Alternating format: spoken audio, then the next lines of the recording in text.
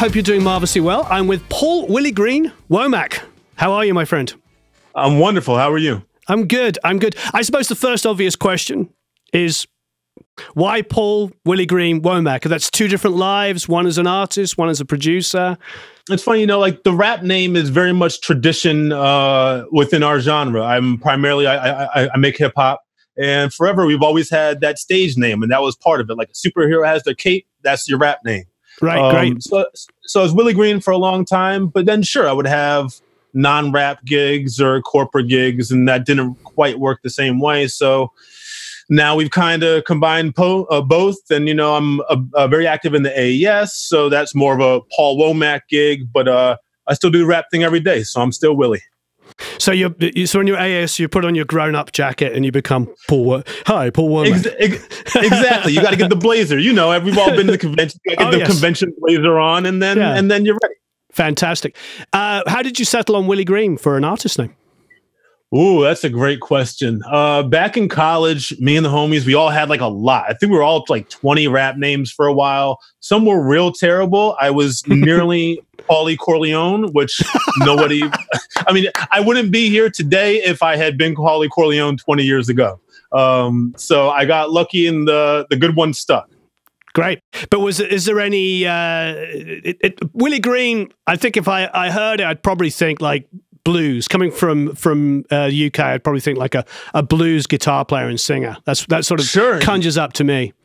Sure, it does have that vibe. I got it from the old blaxploitation movie Dolomite. Oh, wow, the villain, the villain in that movie is Willie Green. Yeah, okay. Yeah, and I was like, that just sounds cool. He's cool. He's driving this big fancy car, and that just really linked up for me. So that's the one I went with. Oh, it's fantastic. Where are you based? I'm based in Brooklyn. I was born and raised in Hartford, Connecticut, but I've been in Brooklyn for almost 15 years now, and just settled in and doing the thing here. And you produce? Do you have a separate studio, or do you have the studio in where you live? Generally separate studio, as many of us are doing now. I'm set up at home. This is my home bedroom studio, as a lot of us are doing. But in general, in regular life, I do have a separate space because it's nice to get up and leave the house. And even if it's a short distance or a far distance, that separation of work and life for me is really important. My studio is behind my house. So it's sort of six one, half a dozen the other. I was just on a business call before we started, and my 5-year-old daughter came in and gave me a donut. So it's like there's definitely some positives. But I understand what you mean. It's nice to have some separation. Right. But even that walk, just that I'm leaving the house and I'm going over here is, it's a different thing. For the first 8 years I lived in this apartment, our second bedroom was my studio. Right. And so, it's great. Quick commute, the cat's hanging out, it's really just friends coming over to come and jam, and that's cool. But there's a certain threshold of how professional you can seem when the litter box is over there. Sure. And we got to stop cutting vocals because my wife comes home from work, which is her right more than my right to make records in the living room. So we got to find that balance. Absolutely. Yeah. I know what you mean. And then just, from a creative perspective, it's something we all experience is like when you're in a zone, somebody walks in the room, which they're entitled to do. Say like your wife wants to come in, say, hi, she's been at work for 8 hours, hasn't seen you. Hi, honey. And you're in the middle of a mix and you're like, it's really hard. Sometimes I find myself not liking myself in the way I respond, and then being like, I'm really sorry, I didn't mean to be short, or apologizing that evening. When you came in and I was like, it's like, it's really difficult because we're so focused, and it's hard to get back to that place. It almost takes 20 minutes for the 30 seconds to get back to the place. It's so true. I'm the same way. And often my wife will be like, well, that was a lot of attitude before. And I just get in that way. Like, I don't want to be bothered when I'm right in that zone. And especially, if it's like doing vocal rides or something, like, I'm trying to get the rest of the world to disappear. And so, I get that way too. So what do you have in your home setup? Is that a pair of Adams you got going on there? Yeah, I'm a big Adam fan. I've been working with them for a little while. So like some Adam, the A3Xs. So keep it small, but I've got a subwoofer over in the corner here. Oh, nice. I work on bass heavy music, and my neighbors are cool, so they don't mind that I have I don't go too crazy with it. And I just let them know, hey, just give me a knock and let me know if it's too much. Do you find that you are working increasingly on headphones? A bit, definitely more. I don't love to work in headphones all the time. I like to put them on a bit because that's how so many people are now listening to music. Sure. It's more headphones than anything. So I got to check in there. But for me, I like moving air and the energy in the room. So I will when I need to be polite to people, but if I can turn up, I'd rather do that on some speaker. Give me a little bit of a story of how you got here. Were you producing the tracks that you were performing on? Is that how it sort of like grew organically from being a producer of your own music? Or did you discover production by being, an artist that went to a studio? A little bit of all of that. My uncle is a musician. And so from a young age, he brought me up, like playing in bands. Like when I was born, he told my mother, like, hey, I need a drummer. And I happened to just kind of go that route. So by the time I was 15, he's sneaking me into clubs and I'm playing and then sitting out in the van on set breaks, that kind of thing. Nice. So I grew up as a musician, but he also had a studio. Great. So I would go over and hang out with him and just see what he was doing. And then it's like, oh, okay, I want to hit these buttons too. I want to press the buttons. Great. That set me off in that path. And I did the Berklee thing. And then I was hard-headed and I was like, I don't want to go be someone's assistant. I'm going to open my own studio. Sure. Which was smart, but also challenging. And it's just, it's just the path that I took. So I've been kind of doing that and building my own studio in various ways for the past 20 years. It's very similar to me. I mean, I was the same way. I like having assistants, and I beat them up pretty heavily to get them to do great stuff. Sure. But the reality is like, I relate to that. I was an artist and I wanted to have studios because I listened to albums that had amazing production that inspired me. So I always wanted to be involved in that. In fact, I think I fell in love with the production before anything else, to be honest, before even, knowing that, girls might like you if you were in a band, it was it was pre-puberty, if you like.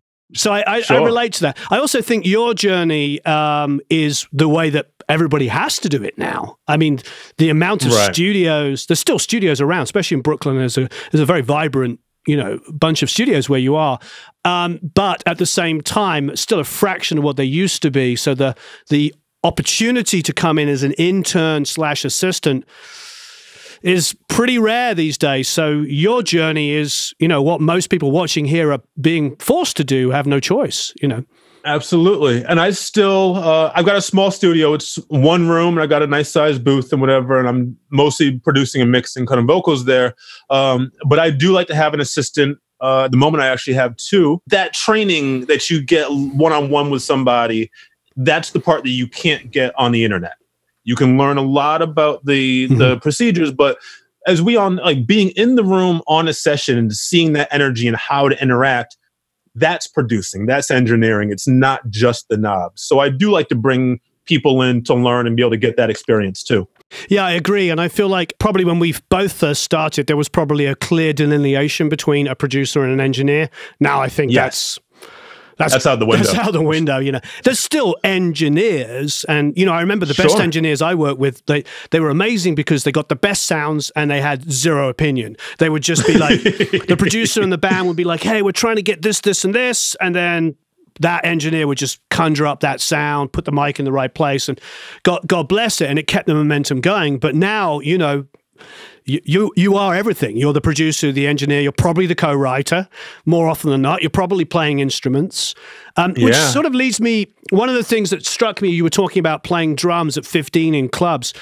I often say to people, if I was starting again, I started as a guitar player, which is fantastic. I love guitar, but if I was starting again, I would be a drummer and a piano player. Because I feel like those are the two elements for production that are really.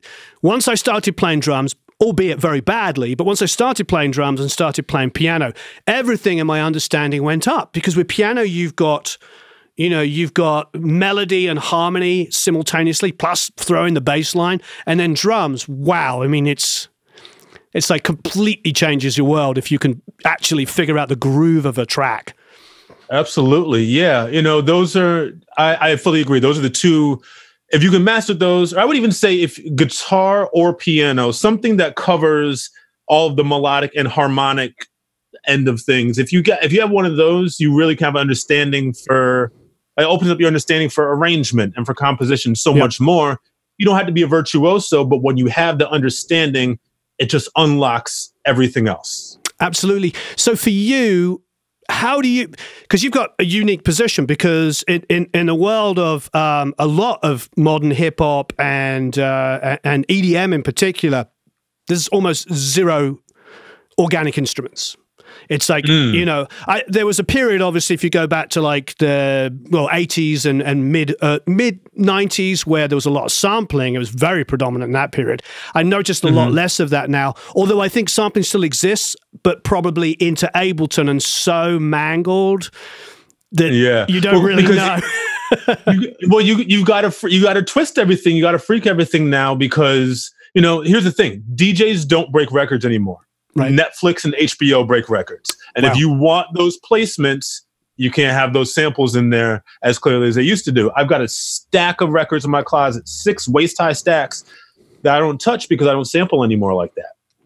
Right. I sort of miss those days, though, in a way, because I do. There was something grainy and beautiful about the period of like mid-80s to mid-90s, which was just so special, and I loved it. And I loved also when you're stealing things, and I know it's a big word to say stealing, but I did it. You know, you take a loop, it will have a groove. It will have a slight wrongness to it, which just is so beautiful to hear.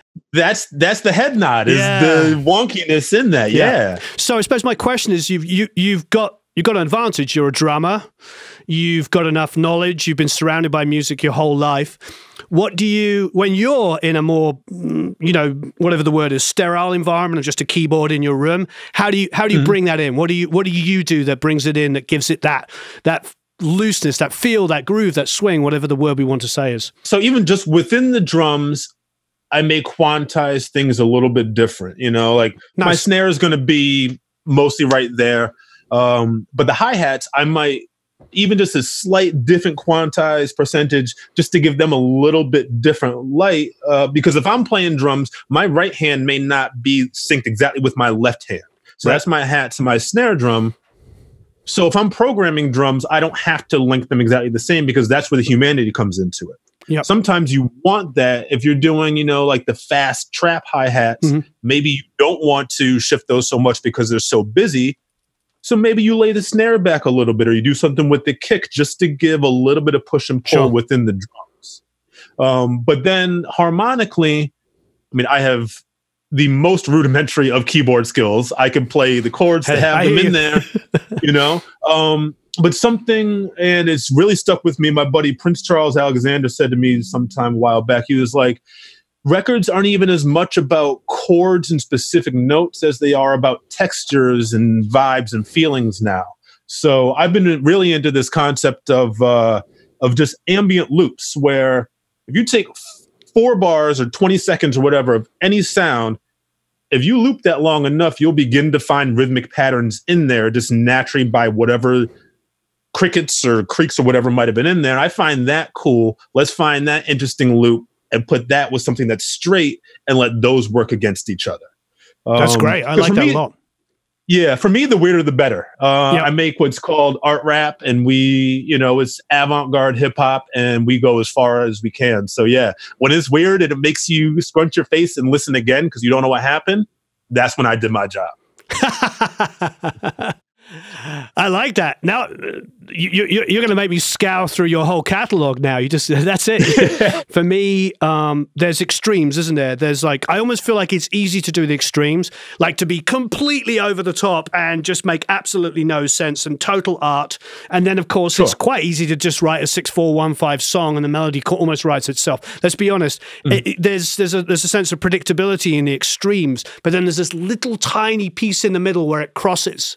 And that's where the genius is, where you can have extreme art and also like, wow, what was that? That was so, I've got to hear that again, you know. And and I really think you have to have both, because if everything is just completely left field, okay, cool, you're doing weird stuff, but people are not going to know how to even approach it because it's so far out. They have to have some of that familiarity so they know how weird the weird is. Sure. Yeah. So for you, so you grew up in a musical family. What outside of that, what were your inspirations? What got you making music? Obviously, it's surrounding you, but I'm sure, I know, I grew up in an art family. You know, my dad was a painter and a sculptor, so I grew up surrounded by art. So I did like what he liked, but I'm a kid, so I rebelled. And I started liking, you know, like the most random stuff, like super modern art when he was a realist, you know, that kind of stuff. So what was the things for you that got you going outside of that? I grew up very much, you know, in the hip hop thing. Like, you know, I'm an 80s baby. I was born in 81. So hip hop has been my life. Like I came of age in that early 90s period. So all that stuff is embedded in me. Great. But I was also a jazz drummer. Nice. So I was very focused on that. And I love big band. And then of course the combo thing. So it wasn't, you know, outside of music, I was a big basketball guy. And so I've kind of focused on that and separated, but I had pretty diverse musical genres in my life. And then playing with my uncle, that was an R&B and reggae cover band. We were a dance band. So that stuff always, it's just ingrained in me. If I can make you dance, then I won. Great. You know, that's just like, that was the lesson I learned from doing that. So I try to. What reggae covers? You know, again, it was a dance band, so there's a lot of Bob Marley, of course, but we did a lot of Peter Tosh, some Dennis Brown. You know, we're doing all. You know, try to not just do. I mean, everyone will do the famous Bob Marley stuff. We dug in the vaults a little bit too. We get a little Steel Pulse in there. I was about to say Handsworth Revolution. That's one of my favorite records. Yeah. So you know, so we would definitely stretch out. But again, as we were talking about, you know, we're a cover band who's playing clubs on Friday night. Right. We also got to give them the hits, and then you sprinkle in the sauce to let them know what they're missing. Right. So there's a lot of that. But I have a classical background. But Marley's too. that guy, isn't it? Because Marley's the guy that does what we just talked about. You know, he's one of the most credible artists that ever lived, with a really strong message, that also wrote freaking songs you could sing along with. You know what I mean? Yeah, I mean, that balance is so rare. My hairs are so rare. You're thinking like, could you be loved? Whenever that comes on the radio, it's just man. You know, you cannot stop dancing, whether you're driving, whether you're sitting. If you don't dance to that song, I can't trust you. Very true. You know? Yeah, there's just certain things that's beautiful. So as a jazz drummer, that's quite fantastic. Do you have any heroes that you would obsess about? Yeah, but specifically Max Roach, because he was so musical, so melodic. When you listen to a Max Roach solo, a lot of times drum solos is all crash, crash, all that. No, he's playing melodies. He's referencing, you know, the melody from the head of the tune. He's bringing things back. And it's just like, wow, you taken what a percussive instrument, people just think is banging, and you've made it melodic. And so that fascinated me. And then Art Blakey, and just the pocket and the shuffle. The Blakey shuffle is just the comfiest thing, you know, in the world. Like, I don't have sweatpants that comfy. You just lay back in there. I feel like jazz drumming, if anybody's watching here and they're a drummer and they play whatever genre you play, definitely go back to the greats of jazz drumming, because I think one of the things, I had a discussion with Simon Phillips, who's obviously a great drummer and very technical, very accomplished drummer. And we were talking about Ringo, and the thing about Ringo is he grew up in an era of jazz. As much as we think, oh yeah, Beatles, 60s, the reality is most of the music you would have heard in the UK in the 50s, 40s and 50s as a child would have been jazz.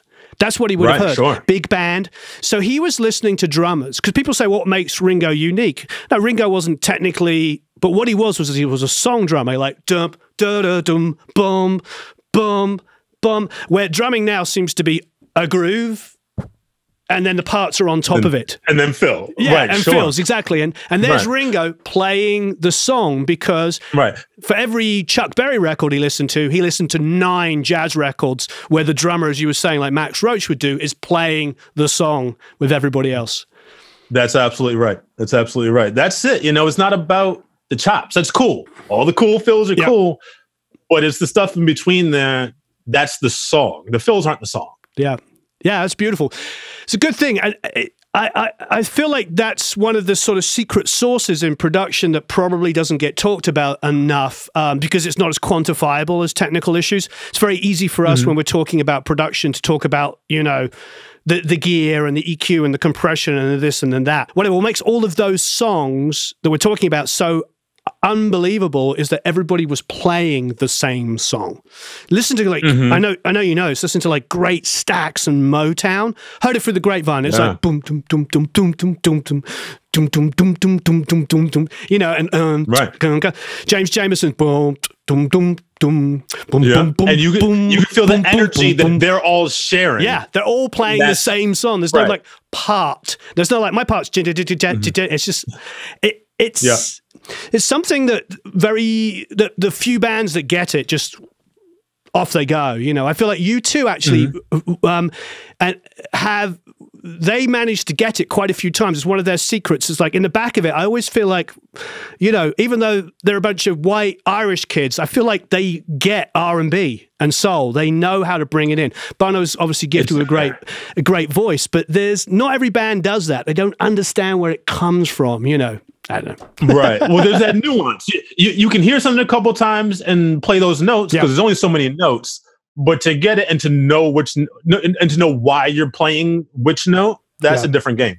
So I like that conversation you had earlier about the randomizing of the drums, moving the hat around. I've worked on records where I've been forced to try and figure out why I like something, especially, you know, when I'm engineering. And, you know, back in the early days where I wasn't producing as much or I was only producing my own projects, you know, producers would force me to think twice about everything I was doing. And I would listen to grooves and feels, and they'd be like, yeah, it's got to feel like that. And I was a Pro Tools editor trying to go like, and there's just trying to recreate that magic. So what other tips do you have to do that? Because I think it's a discussion that I think we need to have and there needs to be more of, because there's a lot of finger wagging, like we were talking about on the Eventide thing with the, you know, you kids gridding stuff. And it's like, yeah, I get that. I understand. But this is a different world. You know, you're building tracks inside of computers, inside of DAWs. So what do you do to keep that and keep that groove? Because you have an understanding of it. You're in a sort of unique position to talk about it. There's a few different ways about it. So many people are going, you know, really loop-based, where it's, okay, well, I'll go on Splice and I'll find some different loops and put them in or whatever. And I don't have a problem with that. I've got a Splice account. You know, I use it. I tend to, if I find something in there, I'm going to move stuff. I'm going to shift it just to make sure that no one else out there first has that same loop that I do. I'm not against looping, but you're not going to have my same one because this now has to be mine. With the grid thing, I'm not anti-quantize, and I quantize by quantize purposely. It's too easy just to be like, okay, here it is, hit the Q button and then move on. And you've now edited the life out of whatever performance that is. This changes for genre. If you're doing a super pop top 40 thing, yeah, you may need everything right ironed to that ruler tight. But you can very easily edit the soul out of anything. You can overtune a vocal, you can over quantize some drums, you can over edit a guitar, and then it's like, well, you took the fun part out. Now that's just a computer loop. You know, the part of music that we lose with that is the human part. And that's what we have to fight the most to put back in there or to keep. I have done a couple of times, I don't know if you've done this, taken a track that I love, loaded it into my DAW and found like 16 bars that just feels amazing. And then placed my kick and snares to that groove and then play to it. I love this idea of talking about how to preserve groove and feel. And I think one of the difficult things is when trying to teach or talk or educate people in this world, is it's just so unquantifiable, isn't it? Because you can't measure it. You can't say, well, if you lay back the snare 4 milliseconds on every third, you know what I mean? It's just, it is definitely a feel thing. But for me, it's that part of that we were talking about earlier with, you know, somebody walking in. It's part of that hypnosis thing, isn't it? You can be in a zone for like 10 or 15 or 20 minutes listening to something and nudging it around, or taking something you love and thinking, why do I love this? And it's a tough one, but it can be done. It's probably the reason why it's not done enough is because it is a little bit of work. Well, you know, but I think it's a brilliant thing because it also just comes down to practice. Yeah. You're examining something that's great and figuring out how they did it. And so you're investigating, you're researching, you're working on it yourself to get there. And, you know, I'll be the first to say, like, when I go to my studio, I go there to work. And I love what I do. And there's nothing I'd rather do than make something sound great. Like, that's what excites me in this world. but I don't necessarily practice my craft as opposed to I just go to work every day. And that's different things. And I want to take this pandemic opportunity to be able to do more of that. Like, I don't just sit around and make beats for myself like I used to. I make beats when a client asks me to. But now I've actually been sitting around like, yeah, let me just mess with something today. Nice. Because I can. And it's like, oh yeah, music's fun. It's not just the paycheck. And it's been a nice refresher, you know? Yep, definitely. How was, did you do stay at Berklee the whole time? Finished it? I did the first 4. Yep, I did the 4 years. Great. Super active in the MP&E program, you know, and it was great. The thing with music school, and I'm very active. I speak at a lot of schools and do a lot of education stuff with the AES now. And it's important to me because, you know, you get that hands-on training, you get the classroom stuff. But the most important thing about music school and music education to me is everybody in your class, all your classmates are going to become your colleagues later on in life. Absolutely. And you grow at the same rate as them because you're in that same boat. I have people I went to school with 20 years ago that still play on records for me today, that I still talk with. We're still colleagues. They send me work and vice versa, because that's my network. So even that little thing of just being in the room with people goes just so far. I agree. I talk about that a lot. So thank you for reiterating it. Collaboration is so important. And it is. And you can't really grow in isolation. Now, don't get me wrong. I think when you're learning like editing skills and things like that, it is actually nice. Like we keep reiterating, to be in the zone and work on it. But I've always grown my most actually from even young, inexperienced artists, because they come in and they might have the craziest idea ever. But that's actually kind of cool because like that's exciting. Yeah, it's exciting. And then obvious, you know, just even quite frankly, just obvious things like if I'm writing with a teenage girl, how am I going to know what I've never been a teenage girl, you know what I mean? I don't know what they're going through. If they're you know, you've got to bring a lyric out of them, make them feel comfortable to write about something that they're going through to get a great song. So it's everything we do is a collaboration, you know. It's absolutely, you know, like, because it's so easy just to be in our rooms and be in our headphones or whatever and go down that rabbit hole. And that's fun too.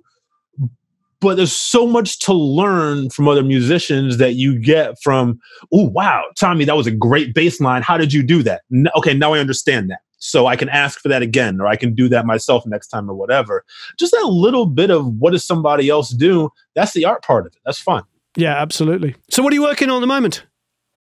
I got a few really good things happening. A project that just came out about a month ago with a duo called Shrapnel. That's Curly Castro and Prem Rock, 2 MCs from Philly and New York, and just brilliant, deep stuff. And it's produced by a super phenomenal MC producer named Elucid. Dark, murky, intellectual, deep hip hop with kind of, I don't know, some end of the world vibes. So, you know, not to lean harder into that now. We're all going to be fine. We're going to make it. But, you know, like, that's kind of, I like that. I like that. I like challenging music, so I make a lot of that. So the Shrapnel album, and then also was another duo called Arm & Hammer, who was Billy Woods, and then Elucid, who I mentioned, who produced the Shrapnel. In my opinion, 2 of the finest MCs walking the planet, regardless of level or style, whatever. When these guys rap, you got to listen through super deeply to catch what they're saying, and then they blow your minds. So that Arm & Hammer is coming out in June, and I executive produced that, recorded, mixed, mastered. You know, we do it all, like we were saying. And then there's a singer named Fielded who I'm working with, and we've actually got a new single coming out tomorrow, and an EP coming out soon. It's called Sacrifice Zone. And Fielded is just a phenomenal songwriter, phenomenal vocalist, and I'm very lucky. She trusts me to mix her records, and we just experiment and try to find what's beautiful or what's grimy to accentuate the beautifulness and all of that. So just very exciting stuff that I'm working on, and experimental and meaningful. That sounds very rewarding. And you get to do all kinds of things with different people. Sometimes you're producing, sometimes you're mixing, you're writing. It's, right. Yeah. Sounds like a dream. Because, we've got to do a bit of all of it. And, I came up in the more rigid, segmented style of this person is producing it. This person is mixing it. They will never master it. This person's mastering. Yep. But, at first my thought was, well, I can't keep sending money out the door without doing all of these things. But now it's just, like you said, it's become the job. And so I'm a record maker and I make the record of whatever that song needs. That's where I try to fill that spot or call the right person who can. Yeah, I agree. I mean, I had exactly the same experience. I was always a sort of producer, engineer, mixer guy on like local and the bands I would be developing. But my first real gigs, like with actual credits of albums you'd recognize, I was as an engineer. And then as I gravitated toward doing more production, I realized I was sending out my stuff to get mixed. And you're right. It was like the budget again. I just went and made an album with the band, in a studio, paid to go into a beautiful studio, and then take that whole budget and then give it to somebody to mix an album in a week. And I'm like, I just spent 3 or 4 weeks making an album. Now one dude wants that whole budget again to sit in his studio. So it was just money. Yeah. It was almost like out of necessity. That's what artists expect now. They want to come to you and they go, okay, here's my demo idea. Take it away. There's so much of that. I get people, a lot of, songwriters and that kind of thing. It's like, okay, here, artists like, I've got a voice memo. This is like a part of a hook idea. What do you think? And I'm like, all right, give me a couple days. I'll take that. I'll drop it into Cubase and then start finessing around it and then send them something back. And they're like, yo, this was just my voice in a memo. It's like, yeah, but you gave me that spark. Yep. So now we'll work together and we'll get it. But I can't say, yeah, but maybe someone else could do this better than me, because then my client should just call them. Yep. And, I want everybody to win, but I also want me to win. So I'm trying to keep that in the house and offer everything that I can. Yeah, absolutely. So you just touched on a question. Is your DAW of choice Cubase? Yeah, it is. I've been on Cubase for, 16, 17 years, something like that. And a lot of it is because, again, just this many hats thing. It lets me do all the different things. Like I compose in Cubase, I do my tracking, I mix there. DAWs have gotten so powerful now that a lot of them can do all of the same things. It's just, how does that work for you? And absolutely. I'm fast on Cubase. When I'm on Cubase, it's now seamless and we're just making music. I'm not looking for what button to click. Like if I'm on Logic, then this thing is going to take us 3 times as long, Pro Tools I'm up on because you got to be, but I'm in my comfort zone on Cubase for sure. I totally understand. I feel I'm for Pro Tools, for me, because coming up as a guitar player, Pro Tools was like, hey, I can be like a keyboard player. We were always envious of keyboard players. They play the part down and just put it in, quantize it in MIDI, and boom, it was all perfect. And we were like, punch in, punch in, punch in. And then suddenly, oh no, I can actually move that one chord that was out of time that bothered me, So yeah, it's Pro Tools is quite liberating, but I do remember for the first maybe 10 years of using Pro Tools, I was very envious and jealous of you guys with Cubase, because the MIDI functions in Cubase has always been absolutely superlative. It's been fantastic. That was the original deal breaker, because, years ago I was graduating school and it's like, okay, well, I'm going to put together a rig here and start to work. And I wanted to make beats. I wanted to produce. And at that point, the MIDI and Pro Tools in, 2002 or whatever was essentially non-existent. Like it wasn't powerful enough for what I needed to do out of it. And I wanted something I can do everything in one piece of software.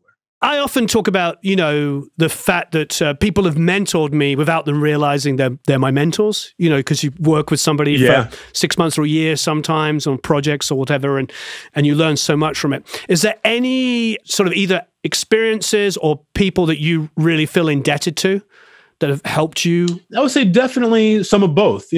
First starting off, of course, my uncle, shout out to Dave Mack. He just set me off, and I'll never forget, I was going to college and he was like, look, I'm already proud of you. I've been proud of you for your whole life. Go make yourself proud and do your thing. And I was like, whoa, like that. Beautiful.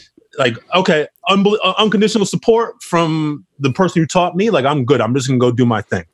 So that was, I would say, the main turning point for me. And then there's one experience, an in-studio experience that hit me. I was like, oh, okay, I'm doing it right. I'd been in New York maybe like a year, and somehow I wound up in this session where some like Wu-Tang affiliates were looking for beats. And so it's not like Method Man in there, but talented folks, but like around the Wu-Tang Clan. And Welcome to 36 Chambers is one of those albums. I heard it. I was like, I don't know what this is, but I need to make records like this. And so I'm in this lane now, and I'm in the room, and there's some heavy hitters, and Large Professor, legendary hip hop producer, was in the room. And so these MCs are looking for beats. And I'm there, and I got my little, and I'm still burning beat CDs to put on for somebody, and I'm waiting my turn. And Large Professor's like, yo, I gotta go. So I'm gonna put on my joints first. I'm like, I gotta follow Large Professor and play beats after that to try and play something. So he plays a few, and I'm like, all right, well, I'm screwed. And then they look at me, and it's my turn, and he hasn't left the room yet. And so I put on my beats, and he looks over, and he's like, yo, this is you? And I'm like, yeah. He's like, yo, you sound like records. These are dope. And then he dipped out. He left. I was like, yo, Large Professor said that my beats sound like real records. Just give you a shout out. Okay. Yeah, in the room. Yeah. Yeah, you know, and even if they didn't hear it, and I didn't place anything that night, but when you just even that slight cosign from Legends, like, hey, you're doing something right, let me keep going down that path and refining my craft. So I would say those two experiences really let me know to keep doing it. Sometimes it's just sort of validation, isn't it? It is so huge. Right. Yeah, I can imagine. It's funny. I had a complete visual of the studio. It's funny. That was that. Yeah, you know. Yeah. The validation thing is great because that's another thing that we don't necessarily get when we're all isolated solo working on our. Yeah. You don't get somebody else in the room like, yo, that's dope. Keep doing that. And so you might not keep doing it. And then you lost that opportunity, you know? And I don't know about you, but I find the stuff that I'm so carried away with and think is going to be amazing is usually the stuff that's not amazing. And then the stuff that I have so many doubts about, people are like, that was really good, that record you made. You're like, really? It's always that. And somebody had asked me recently, well, how do you know what beats to send to rappers? I'm like, send what you think will work and always send one or two things that you don't, because the beats you don't expect them to pick are the ones that they will always pick every time. Yeah. Do you, I agree 100%. Do you ever do a lot of film and TV stuff? Because that's actually always been almost entirely my experience. I had a trailer for Inglourious Bastards, like, you know, whatever it was, 15 years ago. And I only had a very short time to do it. And I just went, just did like a really generic kind of blues kind of riff. I found a loop of a floor tom thing, put a bass line down and I think a solo leady part or something. I can't remember what it was. And I sent it in and I got it. And then I had like a Disney thing and they were like, yeah, and this is what we want. And they sent me this huge broad sheet of all of the things they needed. And I thought I hit every single point and I spent 3 or 4 days building it. And they rejected it within like 20 minutes of sending it. So it's like, wow. And that's just sort of been my experience. It's like, I wonder if that might speak to what we've been talking about with like groove and feel. I probably didn't have enough time to mess up the idea that got used, and I had too much time to preserve what maybe was good with my original idea on the other one. Huh. Yeah, you can overbake something pretty easily. The overbaking has been a problem for me, where it's like, okay, I could keep tweaking. I've got the time. I've got my studio. I'll keep tweaking. And it's like, no, dog, that was good a half hour ago, and now you have just ironed the life out of it. I suppose for me, when we talk about those, those classic like kind of Stax and Motown records where they're all in the room together and they're all playing, and every single person in the room is a master of their instrument. Now we're here on our own, maybe with an artist, but quite often on our own, trying to be 12 of the best musicians in the world. You know what I mean? Like there's no way to win that. Yeah, there's no way. Yeah. And I started outsourcing a bunch of stuff. Again, my keys are very rudimentary, so it's like I got to have a keyboard player on deck. I can't play any guitar. I got to have a guitar player. My bass is very fundamental as well. You know, it's important to know the things that you don't shine at, so you know when to bring somebody else in just to make it right. Because at the end of the day, the song's got to be right. That's what we're doing here. That's the point. So it's not about, well, it's got to be my bass because I want to play the bass. The listener doesn't care about that. They just want that bass line to be funky. They don't care who plays it. So that's got to be important. You can't be precious about stuff. Yeah, absolutely. I love that. I say that all the time. don't be precious. Because if you are, because you can never really grow. I have a lot of artists that send me a track to work on, and it's pretty good. And I'm like, yeah, I mean, it's not amazing, but it's pretty good. And they're like, yeah, I recorded this with this producer or that producer. I'm like, okay, I can make it a bit better. Maybe we could have put a background in here, or maybe the tempo could be, but ultimately, is there a reason why you didn't release this? And you're not, and I find that sometimes they've got those 3 songs that they're running around, going around different producers, thinking that something magic is going to happen when really they should just move on and write some new songs. Right. The magic might not be in there.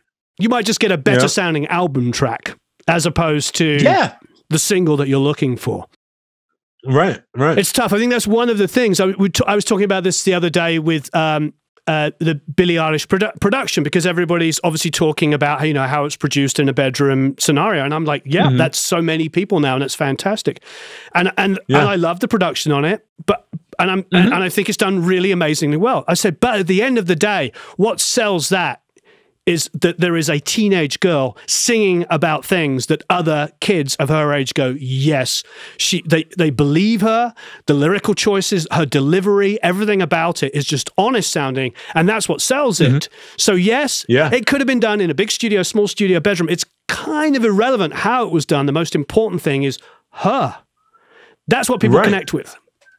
That's the whole thing. And, you know, people like you and I would love to discuss all the nuances of the production, but again, like, her fans are not there to care where the 808s came from. Exactly. They want to enjoy the experience and connect with her, and everything is about supporting that. So outside of our small niche of the world, they're just good songs. Yeah, I think that's the human condition, though, isn't it? We all want to try and explain everything away. Right. When ultimately, you know, there's so many successful YouTube channels talking about, like, the, you know, the methodology, whatever, and explaining everything away. But ultimately, one of the beautiful things about art is the inexplicable, the fact that sometimes it's just, you know, 1 year of acquired knowledge or 100 years of acquired knowledge. Who knows? For something to be art, there isn't that threshold of, well, you have to have done X, Y, and Z. It needs to move you. It needs to make you feel an emotion, and then we can figure out what it is from there. But once it moves you, it's art in some way or another. Yeah, definitely. Yeah, and there's a beauty in naivety. It's incredible, you know, that, you know, the simplicity. I think of, like, bands like I've used this quote 100 times, but it's a John Peel quote about a New York band, you know, the Velvet Underground, where he said they didn't sell many records, but everybody that bought a record by the Velvet Underground started a band.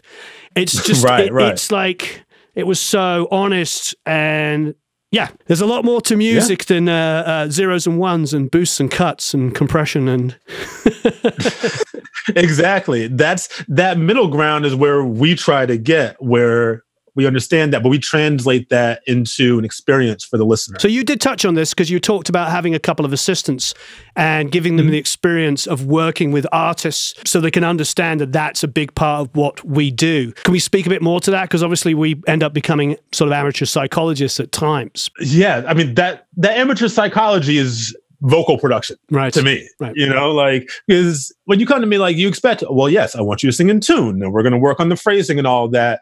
But a lot of it is just, we'll sit down like, okay, how was your day? Like, let's start there. Let's start with you as a human and work through there. And then, okay, maybe we wrote the song together. We might have demoed it 3 times. But the first thing before you get in the booth is, okay, well, tell me about this song. What is this about? What were you thinking when you wrote it? Who are you singing to? Who's the target of that? Because I want to get the artist into that space of when they wrote the song, that vulnerability of putting those emotions on paper. That's the honesty that you're talking about that Billie Eilish gets, that comes through the microphone. That honesty translates through the mic. And there's no plugin for it, anything like that. But that's what people connect with. If I don't believe you, I don't want to listen to your music. Yep. Right. That's just the way that I feel about it. So my goal is to always try to get the vocalist back into that mindset of when they wrote the words, and then we're going to record. And I've had people, and I'm not one of those vocal producers who's going to yell at you and make you cry and that kind of stuff. That's not my way. But I'm going to push you and I'm going to challenge you. And if I don't believe you, I'm going to tell you so. And rappers don't like to be told that, but I got to believe you. You know, singers, same thing. And it's like, this is what your fans are going to grab. This is why they're going to listen, because they're listening to you. If you're lying to them, they're not going to listen to you. Yeah, I agree. That's you're hitting exactly what the honesty part. It's got to feel honest. It's good music is honest. Yeah. And even if it's like pure pop and just total fun, if that fun and honest fun is fine. Exactly. Yeah. It doesn't have to be like, you know, because I often wonder, because, you know, these kind of conversations, you know, we're not trying to talk about like, you know, everything's got to be so heavy, man. And so sometimes it's like, you're singing a song about being on a beach and having a party, but I don't feel that you're on the beach having a party. It sounds like you're just kind of bored and singing it in tune. Where's the energy? Right. Yeah. No. It's not take me to the beach. Yeah, exactly. It's an interesting one because we get when we talk about feeling and feel in music, I think it can always sort of go down to that place of everything being so. People ask me sometimes what the best technique for getting a really good vocal, and I often answer this: distraction. Sometimes you've got to do the opposite. Sometimes you've got to actually, because sometimes, especially not necessarily younger, but inexperienced singers going into the studio, rappers going to the studio for the first time, are so nervous that you've actually got to take them out of their head. So make it light, have some fun, because otherwise everything's going to be like this and really, really tight and in time, and they're all going to sound like that. You know, I actually find that's one of the biggest techniques I've got with somebody is to just try to break them out a little bit, get them loose, have them enjoy it, because otherwise it's just music is supposed to be fun. You know, that's what he's saying. Like, it's work, and we're in the studio, we're working hard, but you know, like, I don't have a clock in my studio. I don't have a clock on the wall. I mean, sure, everyone's got their phone and whatever, but there's no clock. I don't do a red light or anything inside, because you know, there are artists that the second that red light is on, now it's time to be tense. And okay, now it's like, no, unscrew the bulb, get out of here. We don't want that tenseness. Just be you and relax. And then your music is going to flow a lot better. Yeah, exactly. And obviously we're both saying that there's going to be tons of other situations. I mean, if you were doing you were doing a track with a lot of an aggressive rap, then it wouldn't be like, hey, we're at the beach. But but I do think distraction is such a big tool for us, so we can just take them out of their head for a minute and let them enjoy it. And because there's no more vulnerable place in the world than in front of a microphone that's nice and crispy in your ears, and everyone in the room is listening to you sing some song that's very personal and emotive. Like that's a lot to ask from somebody, just to do that and feel totally comfortable and natural and nail the performance and also be in tune. Like, that's a lot. I agree. I mean, I sing, but I'm not a singer. I'm just sing to write. But when I think about singers, they have one voice. We as producers and instrumentalists, you know, you're a great drummer, so you can play drums pretty much in any genre. You know, you could be hired to play in this band or that band or whatever. If you're a singer and you've got your God-given voice, that's your voice. You know, that's the one. Yeah, exactly. That's what you got. So we have to be really receptive to that as producers, don't we? We have to really remember that the pressure on a singer is quite different from the bass player or the guitarist or whatever that can just quit that band and go and join another one. You know, absolutely. Yes, they may have a quote unquote sound, but nothing like the human voice, which is just, you know. Right. Like that's your fingerprint. It's your sonic fingerprint, the way your voice sounds. So very, very true. This has been a lot of fun. Thank you ever so much. I really appreciate it. No, thank you for having me. This has been great. I've been enjoying the show for a long time, so it's an honor to be here. Thank you. Well, we're going to put a whole bunch of links down there. I'm going to grab some stuff from you. So send me everything we talked about. I want to see links. We'll have a blog. Everybody can check out the music that you're working on now. Anything you're proud of and you want to showcase, let us do it, and we'll make a Spotify playlist. I really, really appreciate your time. Awesome. Thank you so much. Appreciate your time. I'll send an email over with the links and everything. And thanks again. This has been great. Marvelous. Thank you, everybody. Have a marvelous time recording and mixing. If you have any questions, please ask them below, any comments, and we'd love to hear from you. Bye-bye.